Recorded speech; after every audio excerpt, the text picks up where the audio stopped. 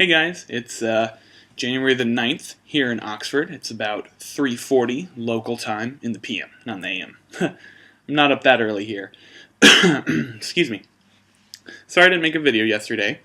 Just kind of had a free day, had to work on a bunch of journals.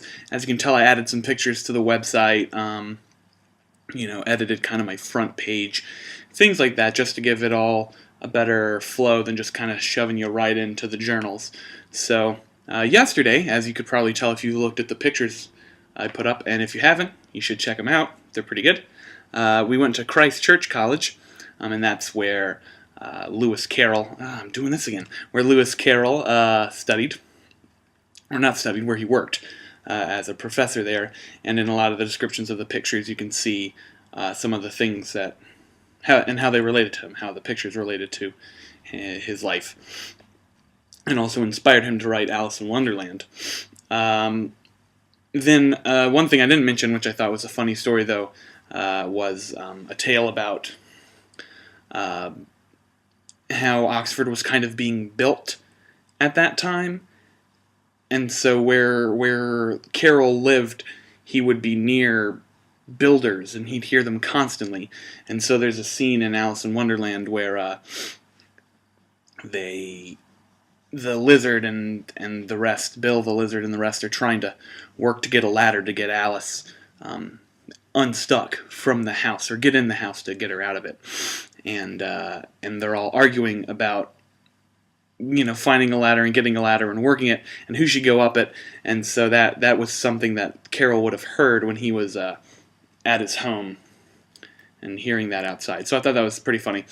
And then for today, which is the 9th, obviously, as I said before, we talked about Lewis Carroll.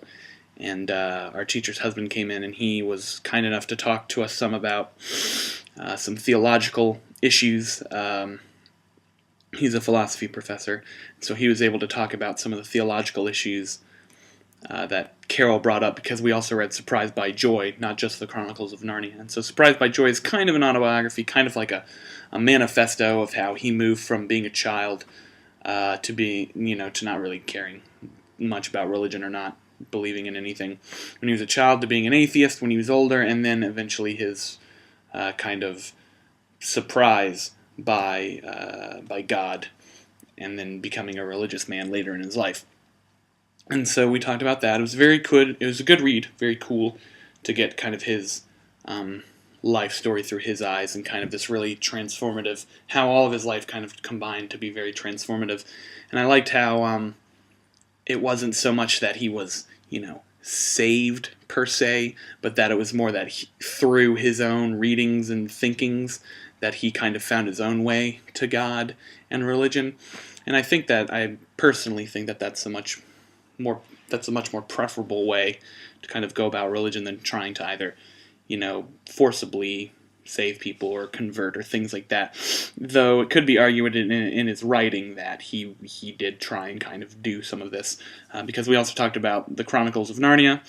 And one of the things I brought up in class was kind of that the book's been around for such a long time that there's really this kind of dialogue of that it's meant to convert children, and it's supposed to kind of put them on the path towards being religious, teaching them very Christian morals. Aslan is the Jesus allegory lion, things like that. And I just, when children read it, they don't really think about that. They don't really consider things along those lines. So, excuse me, I've got sniffles. And so, it's just children don't really think about that. I mean, my parents, when they read it to me, I don't think they read it to me under the pretense of me converting to Christianity. So I think it's really just there's this kind of stigma with it that it's trying to convert the children, when it's really just trying to be a story that teaches you morals. I mean, don't eat a bunch of Turkish delights given to you by this strange lady and then go help her in her dastardly deeds. Maybe you should step back and think a bit. And I think really the example that I see, and kind of does this, is his in the book it's constantly stated that you need to never close a wardrobe's doors when you're in it, or else you get trapped in, and that's a very foolish thing to do. And so, even though I think in reality it more relates to, once you close the doors on Christianity, it's hard to escape, and so you really have to be certain that you want to be Christian. But I think also it's just kind of don't close your wardrobe doors per se to new ideas. Think outside of the box, keep an open mind. Don't just say things when you haven't thought about them critically yourselves. So I'll leave you on that note. So I guess tonight is the dinner, the St. Clair's welcome dinner. That's kind of the big overall welcome dinner as opposed to the one that they just kind of had for our small group. So we hopefully that'll be a good time. We'll be going there at around 7. Then we're going on a tour tomorrow, and I think the author of Alice in Waterland is actually showing us around, so that's cool.